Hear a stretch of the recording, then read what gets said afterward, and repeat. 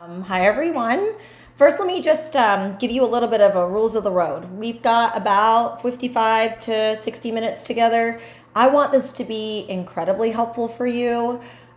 Speaking about personal development alongside professional development is a passion for me, but I would understand if it's something that makes you feel a little bit uncomfortable or a little bit vulnerable. And so if you felt like you wanted to stay on camera, awesome. I will be here with you every step of the way. But if you also felt like you'd be more comfortable kind of experiencing this off camera, I find that, this is one of those opportunities to grow as you would like. So that being said, I'm really excited to talk to you today about being an empowered leader. I guess I'll give you a little rules of the road and give you a little idea of what to expect with each of the three parts and the bonus that I have in mind. But first, we're going to talk about you. And my reasoning for this is it's really simple to me that we need more personal and professional development in our lives. I work in this industry as a business coach. I've done everything from sales, marketing, operations. I've owned and operated and acquired several businesses in the space. I've started and helped start, at this point, thousands. But one thing I believe that's very clear, that's been clear of my 20-year career, but definitely most clear in the last 5, is that we have to help ourselves better so we can help others. So that's what we're going to focus on today. This session is all about you. And so from there, I think of us as leaders in the industries. We all are in different ways, regardless of your role. I want to flow down into part 2, which will be about the people that we support, members of our team, clients, loved ones, people we care for and care about.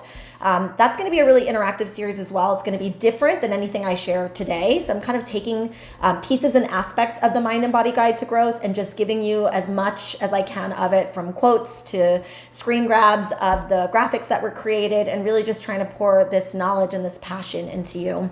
The last session is really going to be a little bit more impassioned than normal because it's about your neighborhood, our global community, and how we can kind of step up more by helping ourselves and by helping those in our sphere of control. So roll with me here. I would love to see you for each one of these, and they build upon each other, so they are quite different. But the core of it is the same. I just want to give you a quick overview as to kind of who I am and how I got to this point of sharing this knowledge with you and what makes me qualified to speak to you about this. So for me, my business was always my happy place. So whether I was consulting, which I've been doing for about 22 years, or owning and operating businesses, which I've done for about 15 of those years, I love data analysis, tactics, literally nothing that we're going to talk about today. Where I always felt strong was running my businesses, consulting clients, helping people really become their very best financial self, their best business self. Along the way, I figured out that there were some issues that were coming up that were not just professional, they were personal. In fact, since the pandemic, I have shifted much of my focus from about 60 to 70% personal or professional coaching to adding in 30 to 40% of personal development coaching. And the reason for that is, every single time you're going to hear me say this, if you leave this with one phrase or one understanding, it's that your personal is affecting your professional, and so are those you love, those you help, those you want to acquire as a client, and those that you can't keep as a client. So I'm going to start to merge those two themes together because it is really affecting us. Personally, I went through a bit of a transformation the last couple of years, which really made this even more clear. So while I've always been really strong at business, I'll admittedly tell you that I'm a hot mess in my personal life. What made that fun is applying these principles with clients over the years and seeing how, going from 100% business focus to that 60, 70% business and 30, 40% personal, it didn't just power me up, it powered up my people. I recently crawled out of a, not kidding, multi-year social media complete silence, and it was awesome. And what I found is, as I spent more time on the personal with my clients, so that's where that time went, I kept seeing the same issues. So I didn't want to write a book. I felt like the world is changing. There's a phrase I use, it's called the human energy crisis. It's affecting all of us. And if we're honest, it's affecting the people that we work with and that we lead. It's affecting our prospective clients who maybe aren't coming in or coming back or coming as often as we'd like. It's definitely affecting our existing clients, our community, our tribe. And if you're honest, it's probably affecting you at some level. So this was a bit of a passion project when I started. And I'm really excited to kind of break this down for you in a way that I really hope is digestible and also very actionable. I wouldn't be the coach that I am on the business side if I didn't also make sure that we are really focused on action today. Implementation is always going to be our goal. So I'm going to give you 2 points of opportunity to think and write and really kind of put your knowledge into practice. One, I'm going to call the mind and body connection. That's personal. Maybe you're thinking about things that you need to focus on for yourself, things that you need to focus on for your mind and body. What I call well and wealthy connection is going to be things that you do for your business, for those you work with, for those you want to acquire as a client or have as a client. So you're going to see those 2 kind of balanced views today, and I hope it'll be beneficial to you. So part 1 is all about these tools, tips, and ideas of how you can show up better for yourself. If we're honest, I feel like those of us who are in this profession, as whether you're a healer, therapist, fitness coach, trainer, we tend to show up for others better than we show up for ourselves. And so what ends up happening is there's this human energy crisis that's happening within us. And because we're not addressing our stuff, right? The idea is that we don't necessarily have time or energy for that. We really find ourselves in this plateau. I call it stuck. And this place where we feel like we're kind of not able to get to our fullest potential. So that's where we're going to focus our time today. If I leave you with one thing, I'm going to say it one more time. It's that the personal absolutely affects the professional. And I'm going to give you a brain and neuroscience approach to that. You know, most times when I'm speaking, I talk about business and sales and marketing, but no one ever asks what I ever did to get here. So about 25 years ago, I started my studies as a behavioral scientist. So what ended up being just an understanding and what makes people tick turned into this really crazy, beautiful career where I'm able to help with data and analytics and marketing and ads and all that stuff that I love. That's really tangible and tactical. But at the depth of the matter, I understand why we do what we do because I understand the brain very well. So I'm going to spend a little bit of time talking to you about the brain, about the neuroscience of our actions and our habits, because it's incredibly important, and it's that silent killer and that silent stuck that we're all seeing, whether it's in the businesses or with ourselves. So I'm going to address what I call a state of unwellness, and honestly, this area of how we can help ourselves when we are stretched oftentimes way more thin and without knowledge. So there's kind of 4 areas I think that are the deep-rooted issues that we tend to be seeing that are taking everything from our peace to our profit. And I really believe this is probably one or more of the things that you're not just seeing with your staff and team members, colleagues, but also, like I said, maybe with yourself. So when we think about burnout, an easy way to explain it is to be stuck, to just be in this place of not able to make the big decisions. And I find that a very financially difficult decision because burnout and stuck does not leave us purposeful and flourishing. One of the ways that we can move past that is focusing on more than just the tangible, but focusing on the personal. When I think about someone who's overwhelmed or stressed, really what we're experiencing is this shutdown in our brain. I'll talk a little bit more about that in a second, but essentially our brain does not have the ability to compute the higher level function if we're in this place of fight or flight or just trying to survive and get by. The third is one that's kind of very well known, but doesn't often have a name for it. Brainiacs like me tend to call it languishing. And that's that state of apathy. I'll give you an example. Clients that may come into your business that they show up and they may even take a class or have a service or connect with you and your team, but they're kind of meh. They're just they're there, but the audio doesn't match the visual. And they're just stuck in a lot of different ways, but they're stuck without knowing they're stuck. They're in this perpetual cycle.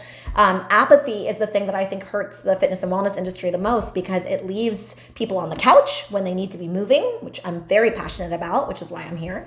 And also it leaves them in a place where they're not using their cognitive brain.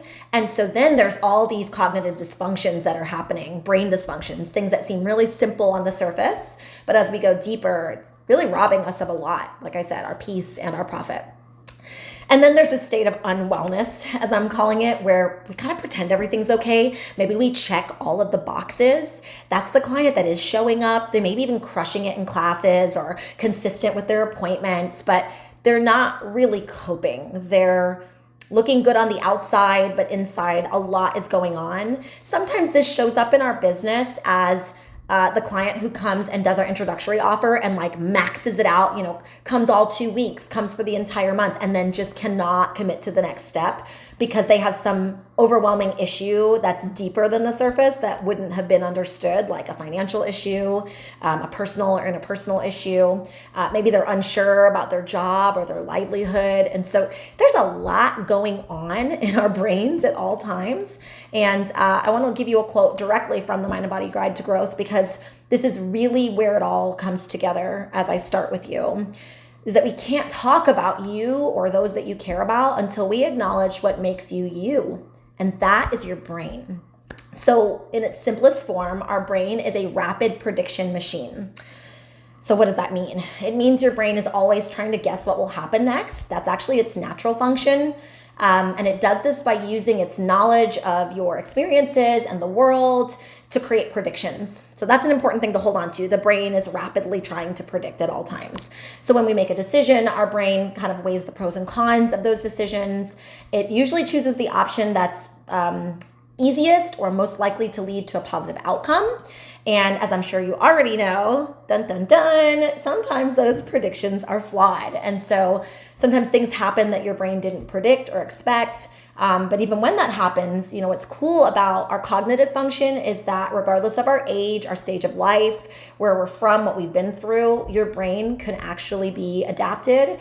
And I always say this, and I say it multiple times throughout the Mind and Body Guide. If you don't like the mind or body that you have, there's good news. You can change it. And that is the science of neuroplasticity, which we'll talk more about. So, to really understand how the brain works, if I simplified it for you, I would break the brain down into 2 sections, the upstairs brain and the downstairs brain. The concept of the upstairs brain and downstairs brain kind of gives you an idea to understand those 2 big aspects of our brain and the left and right hemispheric productivity of the brain. So for instance, you probably have heard this, right? If you're a left brain person, you're more logical and analytical, and you like crunching numbers, and you may be more cautious to make decisions. And if you're a right brained person, you're more creative. You care about the scents in the studio, or what the services are for the inner well-being of the humans that you work with. And that is actually a way too binary view of our brain. While that's often true, much of the research that I did helped me to realize that the best view of our brain is for balance. So we want to have both the ability to have logical and detailed thinking, but we also need to have like a better nonverbal creative response. So when we think about upstairs brain and downstairs brain, the truth of the matter is they both serve a function and they're both good. So now when I explain to you that we often call the upstairs brain our wizard brain, that's our prefrontal cortex area. It's our executive function. That's your inner CEO. That's where we do all of our, smarty pants thinking, right? Where we are really methodical and, where honestly as a coach, where I love to be. But our downstairs brain has an equally as important function. Our downstairs brain is our rapid prediction machine for threats, for quick thinking or fight or flight, which a lot of people may be aware of. I'll just break that down for you. Fight or flight is that place where you are quickly making a decision because you sense a threat. So that could be, walking out of the business at night and somebody's, behind you and you're feeling a little bit uncomfortable. And it could also be you're going through something really heavy and you're kind of perpetually in fight or flight, maybe at different peaks and valleys of the day. Honestly, maybe in different peaks and valleys of the month or of the year. So just a few other things on the brain. It's so important that we get this. So upstairs brain is all about planning, decision-making, empathy, self-awareness, imagination, problem solving. And there's some parts of the upstairs brain, actually you can see it here, that can really help us. The cerebellum and the basal ganglia. They are habit-forming friends. These are two aspects of our body that we just commonly overlook, but that can really help us to make better decisions if we get to know them better. Remember, how can we get to know you if we don't know what makes you you? And that's your brain. So with those comes the downstairs brain functions like your amygdala. When I was a sales trainer for really large businesses, we would always train people in the function of what happens when you completely forget what you're supposed to say, when you completely forget the features of the facility, or you don't understand what the client is asking of you, and so you're not sure how to explain the benefit of the membership. These are real day-to-day issues that we have that I believe we are overlooking. And that when we lean into it, there is a lot of success that comes out of it. Because if I could tell you one thing, business as usual is not going to work for your success moving forward. And that's why our personal is so important. I'm going to play just a 1 or 2 minute video. And I want to make sure I can kind of drill this point home, because we're going to stay here for just a moment. And then we're going to get right back to, really solutions oriented ways to help yourself and ultimately help others.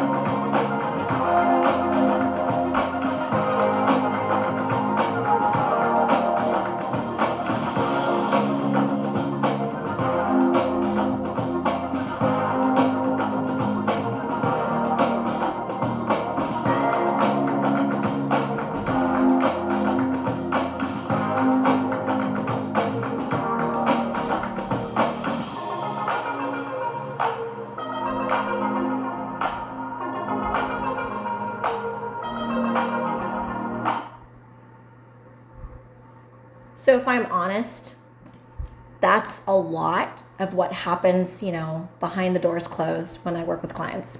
We are addressing these tactical, big parts of the business. And then, 5 minutes at the end of the call, a literal bomb gets dropped about something personal that's going on, that's keeping them stuck, that's keeping the business from progressing, that's keeping them and their business partner from making a decision, from kind of hiring, firing, making changes that, perpetually will make the business better, but that feel big.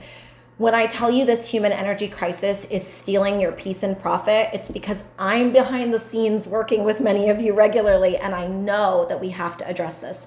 I am so passionate about why burnout, apathy, and languishing, or I call it meh, is not good for us. And so let's layer into this now why we're all here, right? We work in the business of fitness and wellness. I've worked my entire career in health, fitness, wellness, and beauty. And so in this really heart-driven, beautiful industry, we are seeing this more than ever. So it used to be they came to us for things like, I want to look good, I want to have a certain outcome with my beauty goals, or something very tangible. And now people come to feel better up here more than anything, whether you're fitness, beauty, health, or wellness, to be honest. And unfortunately, there's so much burnout, meh, and apathy that what ends up happening is there's less clients for us right now, no matter how hard we work on the proactive marketing side, right? No matter how hard we worked to sell, no matter how great our service is on. If we don't address this, we're basically playing a game of musical chairs with less people, but more chairs. Because as you guys know, there's more competition than ever before, whether it's a bigger business, a similar business, a competitive business, or a collaborative business. Where we thrive, where I've watched literally most clients I've worked with have had record years since the pandemic, is that we focus not equal parts, but as much as we can towards the personal and the professional. That state of mental well-being, while it may not look like, what we think of as garden variety mental illness, it's really hurting us. And if we can identify some of those sources of stress, we can have better employees, people who show up for work and do more than just fill a seat, right? We can have better experts, people who get people to their mat, get people on the bike, and get people in the chair in a way that right now they're not really motivating. And then honestly, so we can better identify what is keeping people from coming in, coming back, and coming often. And sometimes these feel like, big, really traumatic things, but I'm here to kind of free you today that many of the things I hear, they sound this big, but they are this big in the capacity to take the person, the business, and honestly, their community down.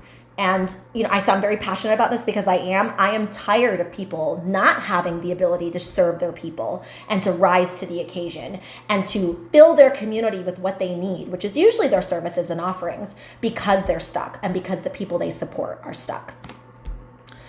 So I'm going to hit this home one more time with some data and statistics. And these are why they may be well known. I think it's really important to think about why we're talking about this today, because it's going to feel kind of soft for a little while, especially for my type A's like me. So beyond feeling just incredibly overwhelmed, 83% of US workers report having severe personal and professional stress. Listen, we're in this new world, this new normal of layoffs and shifts and migrations and sickness. And so that doesn't necessarily shock us or rock our boat, but I'm here to tell you that I see it both from the man in the boardroom who's crushing it on the outside, but really struggling with some things at home, all the way to the solopreneur who's started her first thing for the first time, finally doing something on her own for herself. And it doesn't matter where you are in this, there's struggle. And it's really important that we overcome that. So when I also think about some of these numbers, I want you to think about the people in your community that you can help, but also yourself. So 57% of those who say they're stressed, they also say that there's negative consequences to that stress. For instance, there is emotional exhaustion, there's a lack of motivation, there's just generally this impact to their work quality. And I know we're seeing it because I'm having those conversations regularly when someone says their front desk doesn't really show up for work on time, or they say that their therapists are not doing an amazing job like they used to. They're just doing the work of the job. They're not connecting with the client. The fitness instructor that used to bring in 40 people into the class or 20 people into the class is doing half of that, even though they've not really changed. Guys, this stuff is really hurting us. So about half of people that self-report say that their personal and professional behaviors are also being negatively affected by stress. And I think where we define stress, which I'm about to do, really helps us to understand why these numbers are so large. But significantly, can I just say unrelenting stress is really, it's eating at us, and it's eating at us in many ways.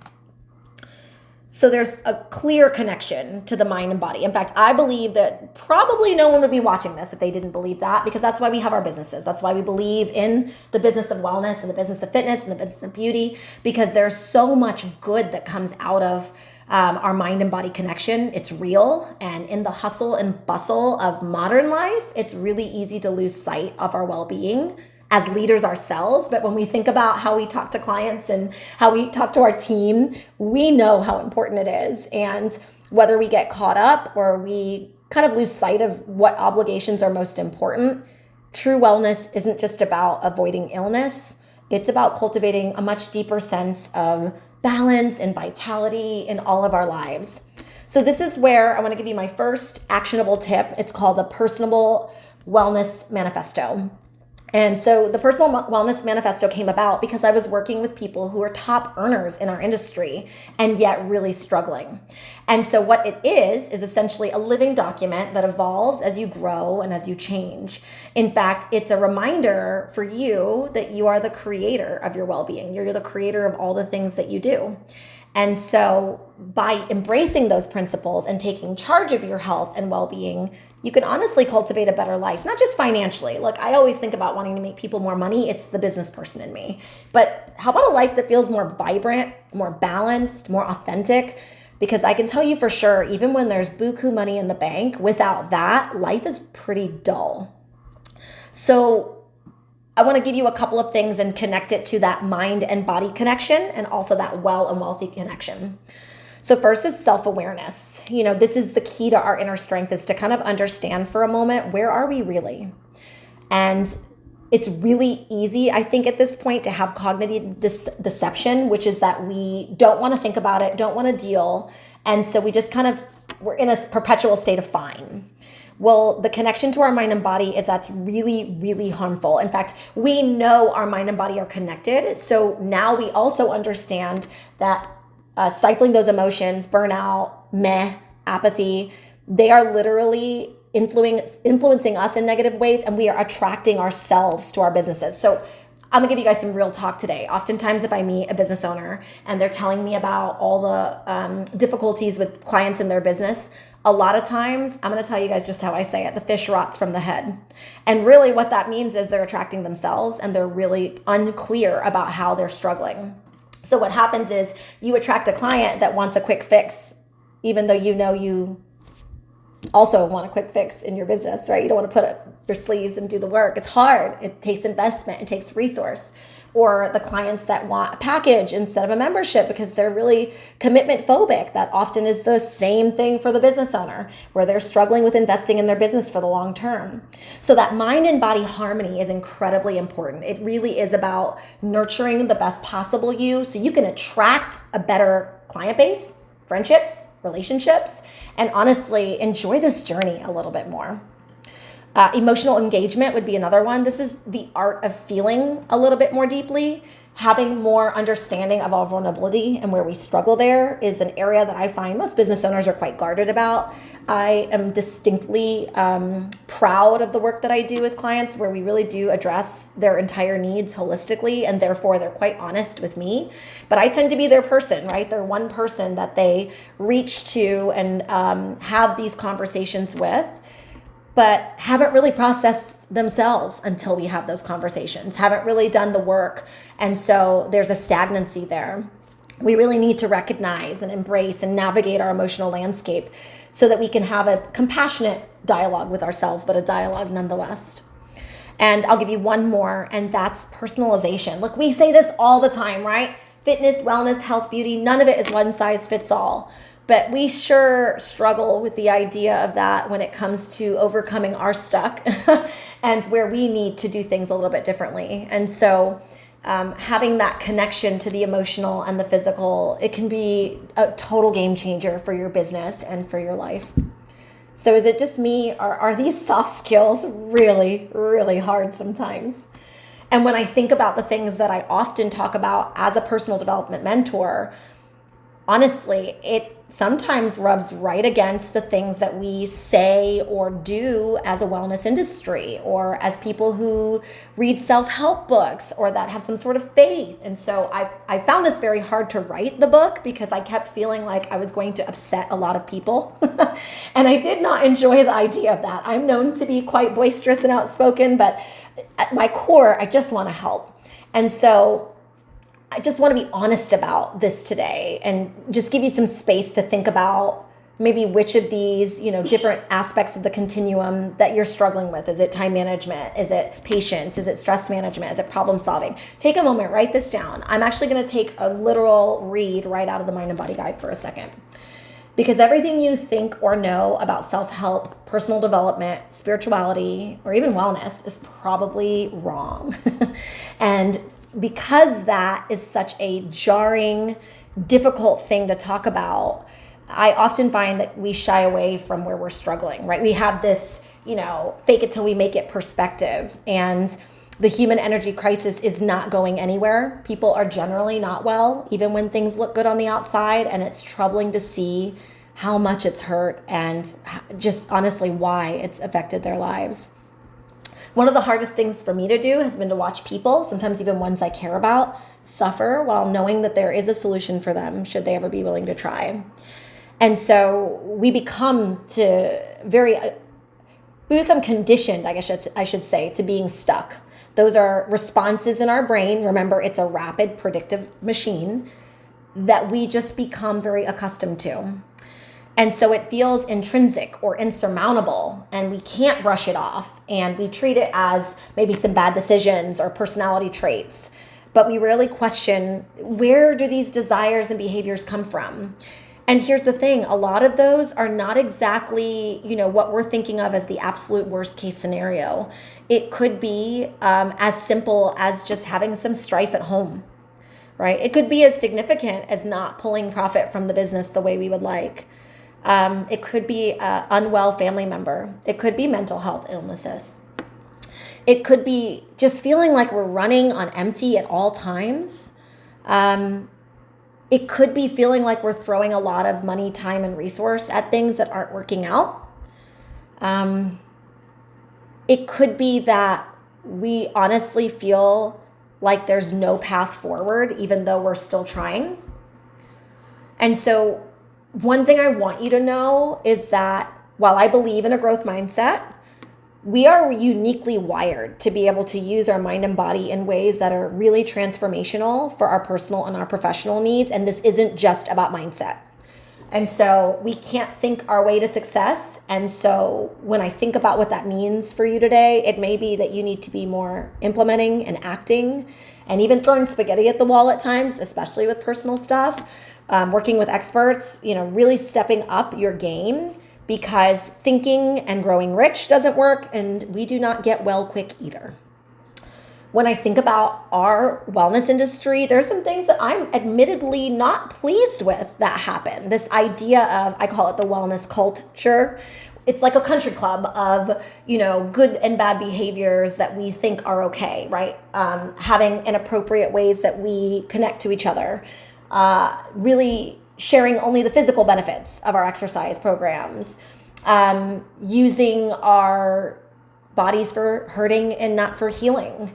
There's a lot to the wellness industry, if you think about it from the perspective of someone who's not in it, that we could definitely do better. And we've come a long way. These 2 decades have been amazing for me as a behavioral scientist to see. However, I think the hardest thing to share with you today is that you may need to go beyond the basics to find those habits and behaviors that are leaving you stuck. And it's not exactly pretty fun work, but it is really rewarding when you're done. And I just want to affirm that for you today. So let's go a little bit deeper and talk about these stressors, these things that we're experiencing, and just kind of let you know that you're not alone today. I've had the ability to see behind the curtain of some really influential, really powerful people, and shockingly, the issue and solution to their issues are all the same. It's the same, literally. They are the problem and they are the solution. And that's probably true for you as well. So my mother always used to say, show me your friends and I'll tell you who you are. Well, that's annoyingly true still to this day. But as a behavioral scientist, I can tell you, show me how you treat your brain and I'll tell you your strengths and where you're stuck. And that's where it doesn't matter if it's financial issues, not prioritizing the long-term benefits of your business or needs, thinking about quick wins instead of, long-term success, obsession with what things look like instead of what things are, feeling checked out in our relationships or with our businesses. Even if the business is not structured very well right now, I do see that a lot in the last couple of years, where it just feels like in order to do things right, you'd have to start all over again. Or even those compulsive behaviors that are leading to addictions and even what I call good, bad behaviors, which were my favorite, by the way. There is a generational, global need for us to focus on this stress in a way that's proactive and intentional. So like my mom said, show me how you treat your brain, and I will tell you your strengths and where you're stuck. So I'm going to start shifting gears now out of education and into some actionable strategies. But I want to start with this because I think it will help you today. I created these 2 zones, and it's almost like thinking of your body like a thermometer, or your life like a thermometer. So mind and body. The bottom is our hurting zone, and that's where a lot of people are right now. Again, even when they're successful, famous, money in the bank, it doesn't matter. There's a lot of hurt out there. And I follow very closely a lot of different positive psychology and different types of behavioral science to-dos. And one that I find very impactful that I would recommend you look into, mostly because it does have a focus on self, is called internal family systems. And so internal family systems basically talks about yourself and your inner self as a system of parts, all of the parts make together your whole, but none are bad. So you have these different parts. You'll see them at the bottom of this graphic. They're your managers, your exiles, your firefighters. And essentially what those are is kind of the different ways that you show up in certain stressful situations. That's where you are in your hurting zone. However, as you start to crawl out of your comfort zone, which is where most people are either right at the bottom of their healing zone or maybe just getting by on the surface, we lead towards our healing zone. Our healing zone is where, there's so much good that comes out of that. That deep work helps us to overcome pretty much any personal or professional struck that we may have. And that's where we can have more curiosity, clarity, creativity, confidence, and just a deeper connectedness to ourself, our people, and our businesses. So if you were to think about maybe where on this gradient or spectrum you are, this could be a good place to take some notes and just think about, what's keeping you in your hurting zone and where you really want to be in your healing zone. Sometimes we're chasing the wrong dream, and that's really hard to say, but really impactful if you are willing to move past it. So as we start to talk about the brain now and start to get some solutions out to you, I want to give you a chance to just understand the key regions of your brain because it matters. The bottom aspect of your brain is the brain stem. This is where the more fight or flight, more intrinsic, very fast, quick thinking comes from. In the brain stem is your amygdala. That amygdala is where we make the more difficult decisions. We may get stuck. And honestly, I think a lot of people are operating out of the brainstem these days, just focused on the bare minimum, just safety as a goal. But I want you to thrive today. So going up the chain of the brain is the limbic system. That's our emotional brain. The limbic system is basically our emotional command center. If you think of it as your brain's mood manager, this is how you experience emotions, form memories, and even react to the world. So if you're ever feeling like emotionally down or lacking motivation, a lot of times things in your limbic system may need some attention. I'm a big believer in holistic ways to address this. And so these are things that you can do for yourself today, but also that you can do with clients and staff members. The limbic brain is really well affected by anything that helps blood flow, anything that helps you be more knowledgeable, using your brain waves to better understand how you're feeling. It's really an amazing aspect of your body. And actually, at the end of this, I will give you a free brain quiz that you can do. One of my mentors, Dr. Daniel Amen, came up with it. And it just helps you to kind of figure out what aspects of your brain you want to focus on further down on the brain stem, your emotional brain, which is your limbic system, or that upper brain cortex where all that, executive function and thinking comes in. So that may be helpful to you today. As we think more about aspects of your brain that you want to get to know, I just want to point out a few others. I've talked a lot about the amygdala. The prefrontal cortex is also that executive brain we've talked about.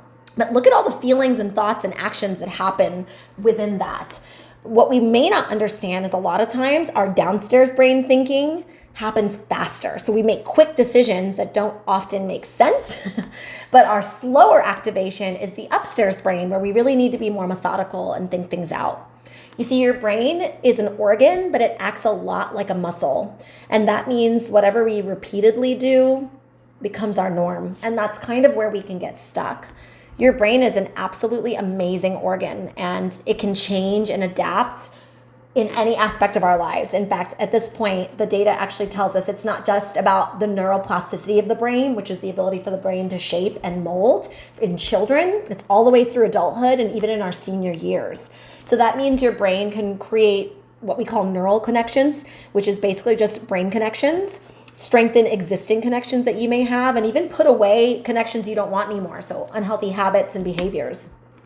I find this very empowering because neuroplasticity is like muscle building for the brain, right?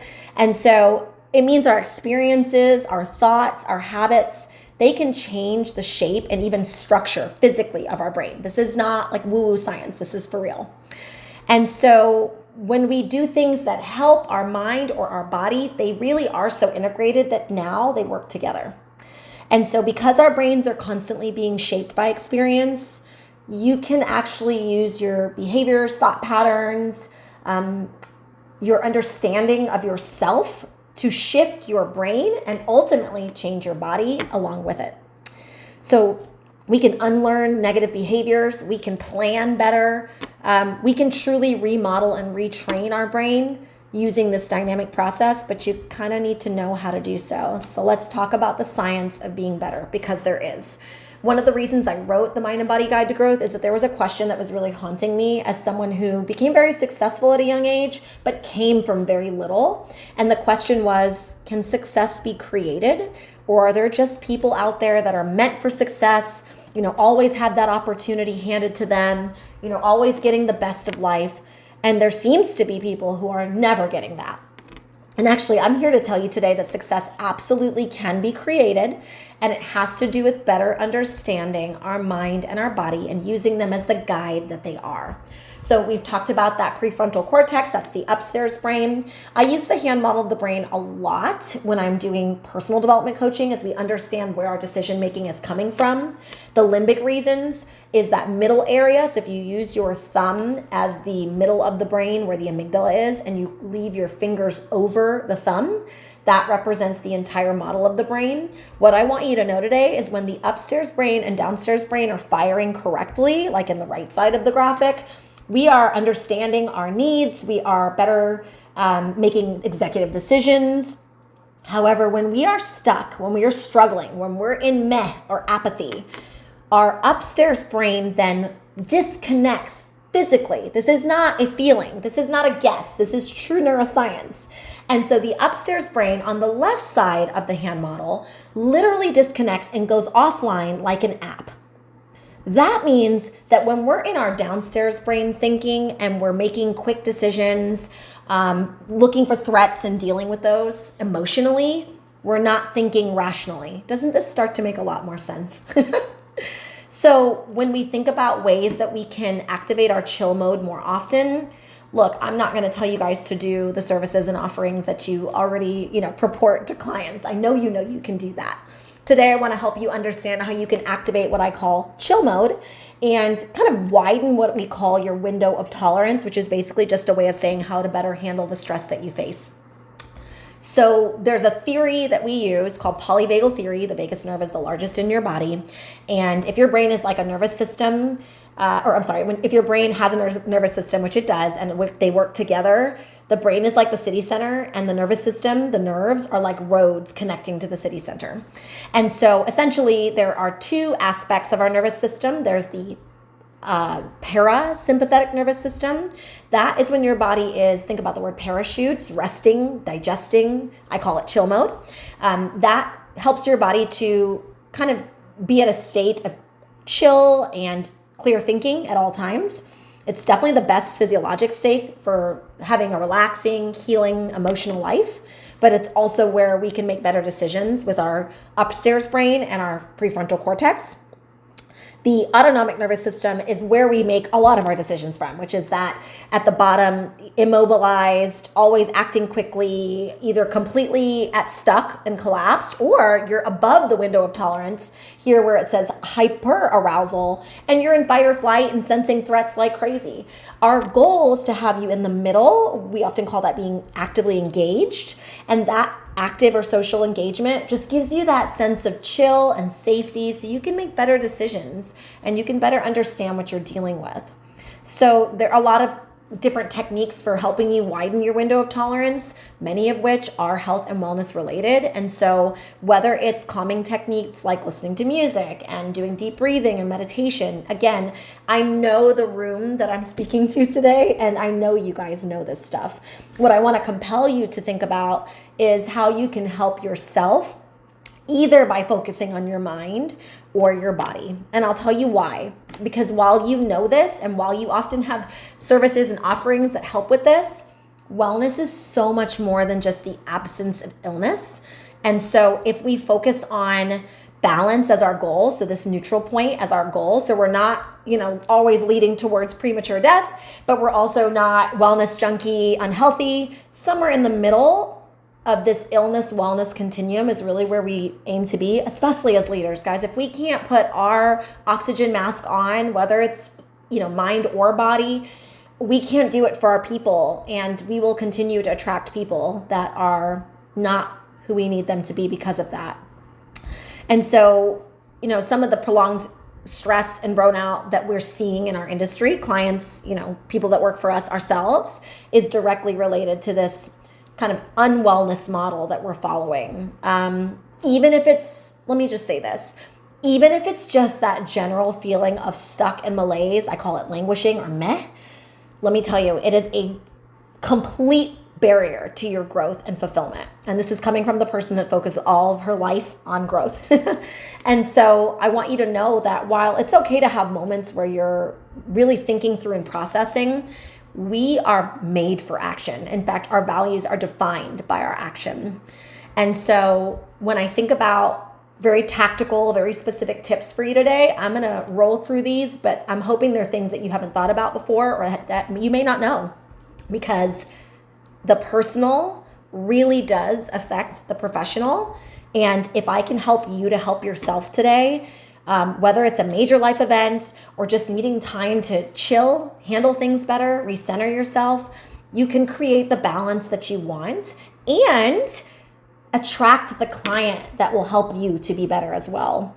There's a certain sector of client that we often want to attract, and we spend a lot of our time in the fitness and wellness industry attracting them. That's doctors, nurses, teachers, educators of all kind, military. Here's the problem about why our special programs and little discounts don't work. It's because these are high burnout professions, and they need a lot more than just a fun class or a relaxing massage or anything like that for them to get to the place where they're really experiencing their best. Sometimes they need to work on their deeper needs while doing those things. So whether you're thinking about the special populations that you want to target better, or if you're dealing with what the general public is dealing with, lifestyle creep, financial and economic issues, relational struggles, they all come down to one thing, and that's self-leadership and control. And so there's a real distinct reason why your brain doesn't want you to grow, okay? And this is gonna, I hope, help you and free you today. Well, remember when I said that your brain is a rapid prediction machine? Well, think of it this way. It's a high performance prediction machine. That means it needs the right fuel. It needs the right maintenance. It needs the things that will help it to run smoothly and effectively. And sometimes if we're not taking the best care of ourselves, that's mind and body, by the way, we're not able to do it for others, not at the level that we may think that we want to reach instead of the level that we're giving. And so if all the benefits of physical activity, mindfulness, if all of that was distilled into a pill, everybody would be on it. We know that. But the question is, why don't we do the things that help us to grow? Well, because our brain is a rapid prediction machine. That means what we did yesterday is more indicative of who we're going to become than what we dream of. So we have to understand that we are working against our brain until we're working with it. That's why I believe in the mind and body connection in this way. Our brains love the familiar. They dislike change, discomfort, and complexity. And so taking care of ourselves can feel really counterintuitive. Managing our needs more proactively can feel very selfish. And generally, people, maybe even us, are not as well as we pretend to be. And I found this was a very liberating moment for me, guys. When I was honest about this with myself, my whole life changed. So, I've been doing this about 22 years. About half of the way through that is when the research and the empirical studies for this Mind and Body Guide to Growth started. And it started because I was addressing this with clients and realizing that there were aspects of what they were struggling with, even though it looked completely different, that were similar to the next client and the next client and, myself. So while I was great professionally, I had some things in my personal life that definitely needed some addressing. And I'm really proud of that journey, because when we can move past that, we can be our very best and we can actually help people better and attract healthier people. So there is a bi-directional gut-brain connection that you may not know about. So here's one very tactical tip that I want to tell you. Oftentimes, what we do to the brain affects the body, and what we do to the body affects the brain. So there is no such thing as this like work hard, play hard personality or mentality without knowing that it also one hurts the other. If we overwork, it hurts our sense of self, our home life, all the things that kind of make us happier outside of money and play. And the opposite is still true. So we have to understand there's not just a connection to our mind and body. There's a direct connection to our gut and our brain. That's our stomach functions. So sometimes you'll hear clients talk about the need to address their nutritional issues, and you may not have a solution for that, but it may be a solution worth considering for one reason alone. Oftentimes, if something's not happening in the belly well, something's not happening in the brain well, something's not happening in the brain well, something's not happening in the belly well. And so I hope that will liberate you today to understand that there's so much more than just addressing their physical needs or their self-care or how they look. There's really two key areas to who we are and how we feel. And I think we're hyper-focused on one and we've overlooked the other. Our lifespan is where we can live as long as possible. But what we know now, especially in the holistic communities, is that our health span is actually way more important, which is how we live and how healthy those lives or years of our life are. So that's one area that I think we can do better as an industry, both for ourselves and for others. This sounds basic, but let me tell you, making sure that there's proper water, proper nutrition, not having the excuse that you're busy helping so many people that you can't help yourself can really go the distance for you in your growth today. The next is BDNF. It's called brain-derived neurotrophic factor. That's a mouthful. But as neuroscientists, we've actually come to a place where we generally understand that there is a true game changer in our body for growth that we may not even realize we're helping in our businesses. So I want to tell you about this so you can kind of talk to clients about it differently. BDNF is basically a protein in your brain that helps neurons grow, connect, and stay healthy. It basically helps us to be our best self. It helps with everything from mood, memory, learning. It's a phenomenal thing that we have access to. And the things that stimulate it are exercise, eating healthy foods, sleep, which is, I think, the new luxury that everybody wants and can't necessarily get enough of, and stress and addressing that. So hang on one second here. I'm having a little freeze on my computer. So as I bring it all together for you, I want to talk about the impact of mindfulness and movement into how you can help your mind and body best. And I'm going to say this, guys, I am a fitness person and a wellness person through and through. I practice what I preach. I still exercise every day. When I own studios, I was showing up teaching classes regularly. I really take care of my body because I know how important it is. However, I overlooked mindfulness for a very long time. And it's because I honestly thought you either had to be like the Dalai Lama or Oprah to really get the benefits of it. I'm just some average everyday type A girl, right? So for me, I found that movement is what created the mindfulness that I needed. I will talk about this more in future sessions, but I actually created my own method of exercise called the movement. And essentially what it's not is just a workout. What it is a combination of everything from behavioral science, somatic reasoning, so understanding what's going on in your body, athletic exercise and movement for sure, but this invigorating sense of if we move our body in certain ways, we evoke a state of flow, and that flow helps us to think better and do better. I'm telling you this because I think what we often think of as mindfulness is not necessarily a one-size-fits-all approach. And when I created the movement, I created it because I wanted to see non-prototypical Olympic level mindfulness junkies come to the table. I wanted people who understood that they wanted the best out of life, but didn't have 3 hours to meditate every day like Deepak. And so mindfulness could be something as simple as a 1 minute, quiet in your office before you start calling clients for the day. It could be something as significant as having a mantra that you repeat to yourself at the certain minute of every hour. It can be as elaborate as you want it to be. But I'm here to tell you that it can also be as simple as moving your body consistently and treating that movement in a very specific manner. When we understand the science of success, we really kind of understand the importance of balance and kind of understanding our behaviors and habits and how they lead to where we are. I believe that this area is where our internal dragons get the best of us because we're not focused on our real self. We may not know our real selves. We may not have had the time or the scope for that, especially in the last couple of years. But the science of success is really clear. Habit formation is where all of our growth comes from. It's also where all of our stuff comes from. So tell me what your habits are and I can tell you where you're headed. Here's a couple more before we wrap up today. The power of scent is a cool one, particularly for those of us in the wellness industry.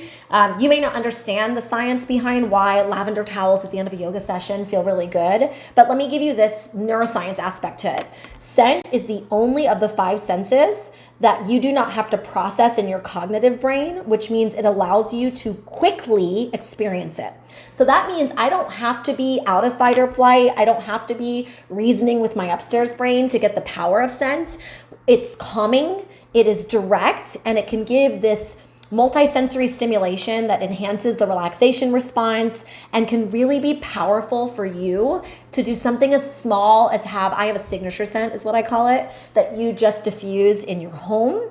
Maybe you diffuse it in the business and you create that sense of imagery for your clients. So this is that well and wealthy perspective, but also on the mind and body perspective, you would be very surprised how something as simple as using our olfactory receptors, that's in our nose, our brain, and our scent, because it's not just helpful, it literally directly sends a signal to our emotional brain, that's the limbic system, and that controls everything from emotions, memories, and behaviors.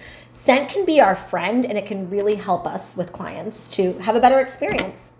So I want to leave you today with just a couple very tactical aspects of the mind and body method, because if there's really one other thing that I want you to think about besides that the personal affects the professional, is that the way to get out of stuck is always going to be these 3 parts. It's got to be equal parts strategic, intentional, and proactive. And implementation is always better than inspiration. So I don't want to just give you a bunch of words and jargon and education today. I want to help you practically overcome where you may be. This is a tool I use very frequently with business coaching clients called the Stephen Covey 4 quadrants. And so this urgency matrix, as I call it, helps us to understand like where should we be spending our time? Because you're going to need to carve out time for your mind and body, right? It is not urgent, but it is important. And I find much of our time is spent in quadrant 1, putting out fires. Quadrant 4, scrolling on social media, wasting time. Quadrant 3, just dealing with things that come up, versus where the most successful spend their time is quadrant 2. The things that may not be urgent, but they're incredibly important. They're proactive, they're preventative, they're planning, and they're focused on improvement. So that being said, I want to give you one last aspect of regulation to think about. This is a busy slide, but essentially what I want you to understand is that our brain and body are wired for us to better connect, better understand ourselves, and ultimately to have better decisions with our patterns, our behaviors, and our habits. In order to get out of this perpetual cycle of like, I know what I need to do, but I don't have time to do it, we really need to change our behaviors and habits. And so that can be from creating a safe and secure environment where you're really, instead of making quick decisions, you're focused on safety for some time. And then when you feel safe, you're able to open up, be vulnerable, maybe connect with people who can really pour into you. And then also focus on some of those other senses in our body, other needs that we may have, including empathy, better understanding where we're at so we can share it, having vulnerability, all the way through using things to help us activate our chill mode, like the parasympathetic nervous system's response. And that could be as simple as sound and using music as a guide in our business and in our life. So I hope while this was a lot of information, it got you thinking about the things you can do to help yourself, maybe really understanding where you really are, where you are stuck, and where you want to grow from. Because as I give you more tools and tips, it's going to get a little bit more tactical each session, but really the next session can be applied to you and those that you lead, those you care about and connect with. Because ultimately, guys, I want you to have the best life possible, the best business, and honestly contribute to the world in the way that feels best. I'm really proud to be part of your colleagues and also someone that maybe can light a fire for you today.